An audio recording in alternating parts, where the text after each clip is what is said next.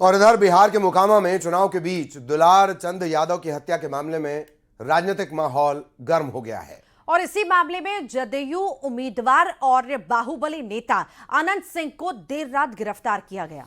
पूरी रात पटना से बाढ़ और फिर पटना तक पुलिस की जो हलचल है वो लगातार जारी रही। तो वहीं अब मामले में गिरफ्तार बाहुबली अनंत सिंह को 14 दिन की न्यायिक हिरासत में भेज दिया गया। पटना कोर्ट ने मोकामा से जेडीयू उम्मीदवार अनंत सिंह को 14 दिन की न्यायिक हिरासत में भेजा है, जिसके बाद अनंत सिंह को पटना के बेऊर जेल भेज दिया गया है। दुलारचंद हत्याकांड के जो मुख्य आरोपी अनंत सिंह, और क्या इस घटना की पूरी टाइमलाइन है, पुलिस ने क्या कुछ एक्शन लिया, वो जान लीजिए।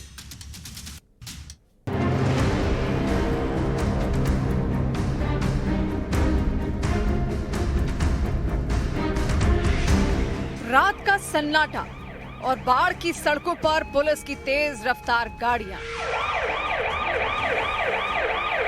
इसके बाद सफेद पैंट शर्ट में धीमे कदमों से चलते अनंत सिंह कैमरे में सामने आते हैं।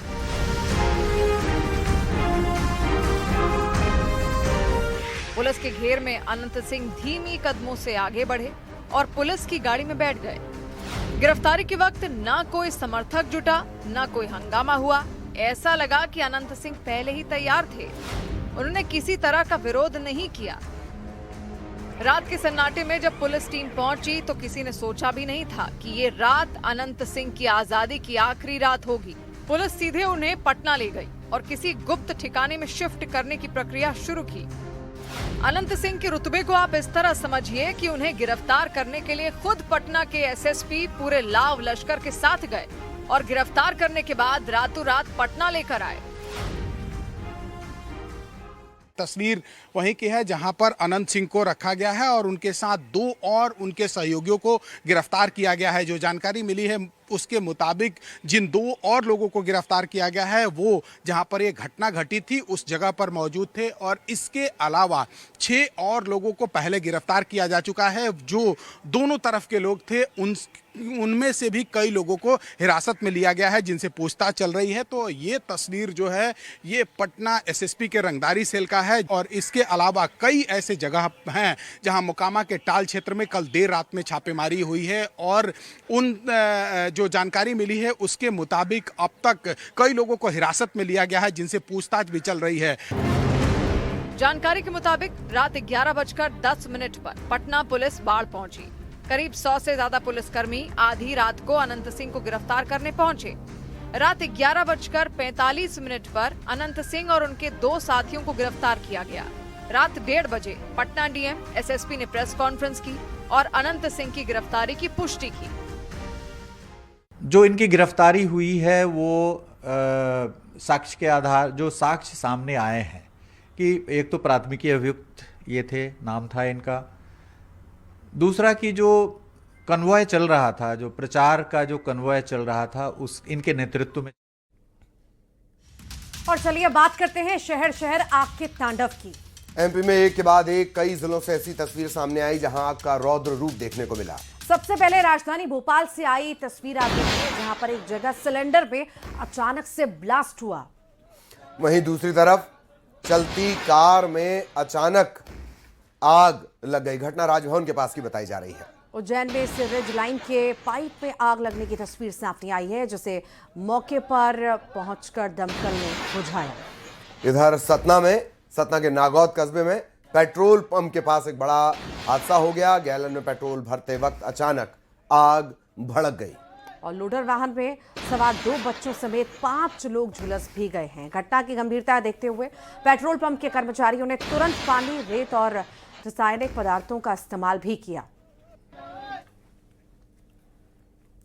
और अब बात मध्य प्रदेश के स्थापना दिवस पर शुरू हुई सियासत की।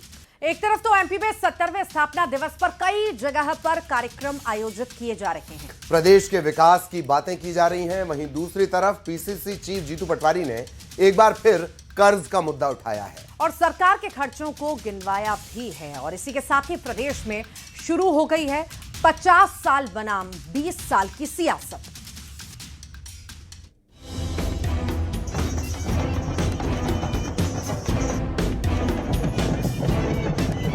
मध्य प्रदेश अपना 70वां स्थापना दिवस मना रहा है। इस बीच प्रदेश की कई खूबियों के साथ विकास पर भी चर्चा हो रही है। एक तरफ जहां 70 सालों में मध्य प्रदेश की यात्रा को बेहद सुखद और विकासशील बताया जा रहा है, तो वहीं दूसरी ओर कांग्रेस ने 50 साल बनाम 20 साल का राग अलापना शुरू कर दिया। और इसकी शुरुआत तब हुई जब पीसीसी चीफ जीतू पटवारी ने स्थापना दिवस पर बयान दिया। जीतू पटवारी ने प्रदेशवासियों को राज्योत्सव की बधाई तो दी, लेकिन साथ ही प्रदेश सरकार के हवाई खर्च को लेकर भी सवाल उठाया। उन्होंने पूर्व मुख्यमंत्री उमा भारती के बयान का भी जिक्र किया। मुख्यमंत्री हवाई जहाज खरीद रहे हैं 200 करोड़ रुपए का, 200 करोड़ रुपए से ऊपर का। मुख्यमंत्री 25 लाख रुपए रोज हवाई जहाज पे खर्च कर रहे हैं, क्योंकि 50% करप्शन हमारे 55 साल में नहीं था। हमारे 55 साल में नेताओं के हट धर्मिता नहीं थी, लोगों को सांसद मारते नहीं थे। हमारे 55 साल में हमने शराब को घर घर पहुंचाने का प्रयास नहीं किया, हमने धांधलियां नहीं की, एग्जाम्स में किसानों को इतनी यातनाएं नहीं दी, किसानों को 97% गरीबी में भी कर्ज में नहीं लाया। एक तरफ जीतू पटवारी का ये बयान है, तो वहीं दूसरी ओर बीजेपी का कहना यह है कि कांग्रेस को उत्सव से परहेज है। 20 साल पहले मध्य प्रदेश बंटाधार प्रदेश कहलाता था, न तो यहाँ सड़कें थीं और न ही बिजली। क्योंकि जीतू पटवारी जी को अब ये सताने लगा है कि मध्य प्रदेश अपना उत्सव क्यों मना रहा है, मध्य प्रदेश अपने आकाश में ड्रोन क्यों चला रहा है, मध्य प्रदेश आतिशबाजी क्यों कर रहा है, मध्य प्रदेश की स्थापना दिवस में मध्य प्रदेश के प्रत्येक जिले में आनंद और उत्साह के पर्व क्यों मनाए जा रहे हैं, और लाल परेड में लाखों की भीड़ इकट्ठी होकर जय मध्य प्रदेश और भारत माता की जयकारे के नारे क्यों गुंजा रही है। इसलिए कांग्रेस के पेट में दर्द हो रहा है। अगर कांग्रेस वही हेलीकॉप्टर किसी हज के लिए जाते तो कांग्रेस फूल बरसाती, वही हेलीकॉप्टर महाकाल के दर्शन के लिए गए तो कांग्रेस के पेट में दर्द आने लगा। अरे निकम्बी कांग्रेस, मरते होने के बाद भी तू महाकाल को नहीं समझ पा रही। महाकाल की यात्रा पर जाने में तुझे खर्च दिखता है और हज यात्रा में जाने में तुझे आनंद दिखता है।